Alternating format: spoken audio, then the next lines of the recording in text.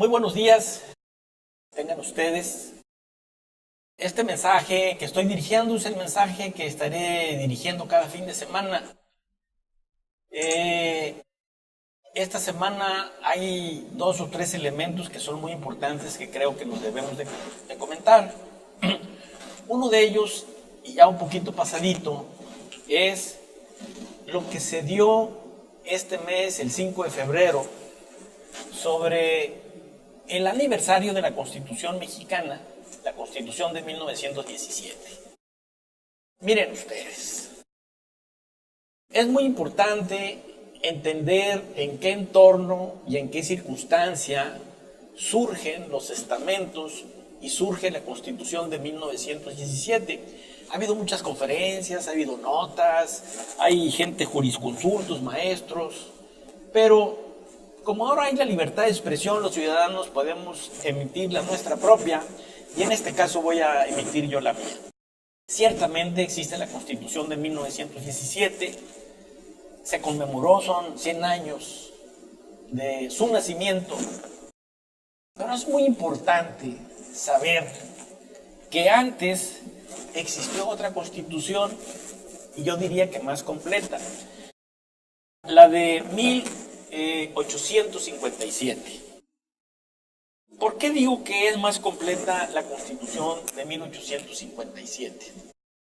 O no más completa, sino que surge en una forma más sana, respondiendo a las necesidades de una ciudadanía, de una sociedad que quería encontrar su estabilidad bajo todavía la influencia de los humores de humo de la independencia, y también en forma muy importante de haber hecho la separación y definición de muchos aspectos que estaban sueltos en la Constitución mexicana, digo en la Constitución mexicana, sí, de 1957.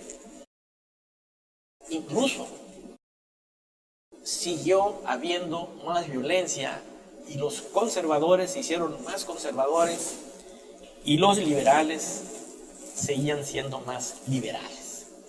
Sin embargo, un aspecto muy importante de la Constitución, y ese es mi punto, de 1857, es que ellos sí supradimensionaron los derechos humanos. La Constitución de 1917 ciertamente los toca, pero los toca como garantías individuales.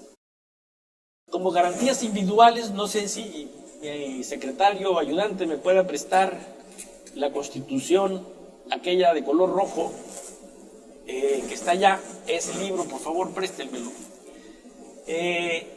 Tal vez uno de los libros más completos sobre la Constitución mexicana sea el libro de Derecho Constitucional Mexicano de don Ignacio Burgoa Orihuela, que durante casi 60 años en forma ininterrumpida dio la cátedra de Constitución Mexicana, tanto en la escuela, la Facultad de Derecho, como en el Instituto especializado de Derecho, en la misma facultad, en la misma escuela de la Universidad Nacional Autónoma de México, el Instituto de Investigaciones Jurídicas de la UNAM. ¿Cuál es la gran diferencia de la Constitución del 17 y la de 1857?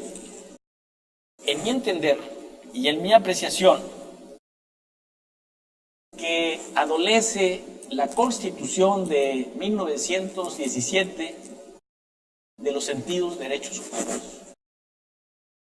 La de 1857 la contemplaba, estaba ahí. Bien reconocidos los derechos humanos, no como garantías individuales. Quizás exista una confusión en relación a garantías individuales, derechos fundamentales y derechos humanos. Los derechos fundamentales y las garantías individuales no son iguales que los derechos humanos.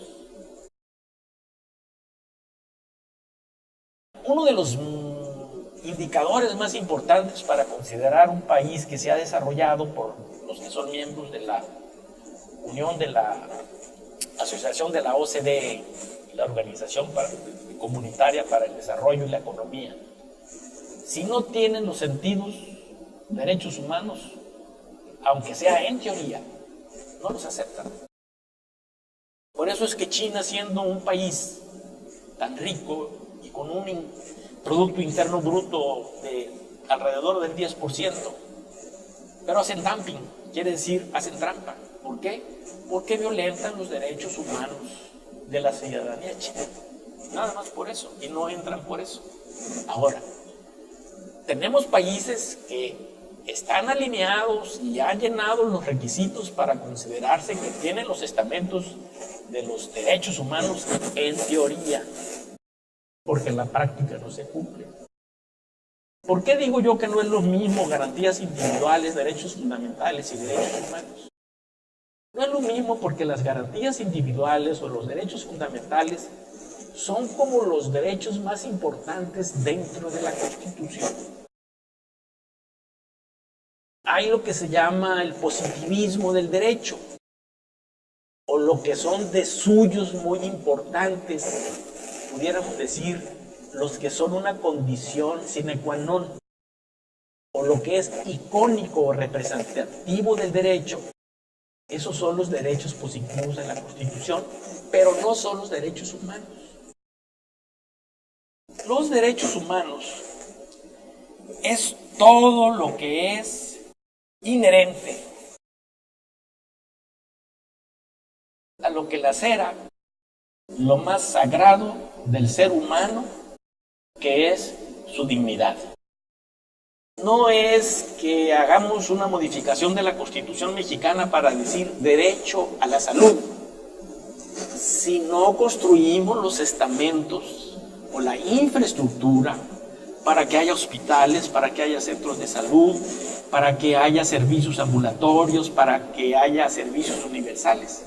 O sea, el hecho que estén en la Constitución, que los mexicanos tengamos derecho a la salud, no quiere decir que por el solo hecho que estén en la Constitución ya los tenemos. A la vivienda, a un salario, a un trabajo decoroso. O sea, una cosa es la teoría o lo que está plasmado y otra cosa es el ejercicio pleno de los derechos humanos, que su precepto más fundamental o el fundamental es todo lo que atente contra la dignidad de la persona. Claro, hay personas que abusan de los derechos humanos. Hay personas como gente que se dedica a hacer cosas deshonestas y se defiende bajo los argumentos de los derechos humanos según porque están asegurando su dignidad. Pero muy importante es que la Constitución del 17 tuvo que evolucionar, tuvo que ser parchada innumerables veces. Incluso hay modificaciones de artículos que son de última generación y que tuvieron que ser reeditados en la Constitución. Yo quisiera concluir este aspecto de la Constitución. No es una controversia constitucional porque yo no estoy en ningún tribunal de justicia, ni soy magistrado, pero lo que sí sé es que mientras no se cumplan cabalmente los derechos humanos, un Estado o un país no se puede desarrollar en plenitud. Estamos ahorita en un proceso de elegir al fiscal. El problema no es que si quién es. El problema es que se cumpla la ley. Y en nuestro país, y en otros países, pero nosotros nos tocó vivir en esto, no se cumple la ley. Hay mucha inequidad. La no aplicación de la ley genera violencia. La violencia ocasiona trastornos y enfermedad en la sociedad. Entonces, no importa lo que esté en los estamentos, con quienes las están representando. Lo importante es, queridos amigos, es que se cumpla la ley. Si la administración pasada está dejando una deuda millonaria y además está dejando embargadas las generaciones por venir, el gobierno actual tiene que actuar en consecuencia, porque si no lo hace, no es legítimo, entonces es cómplice.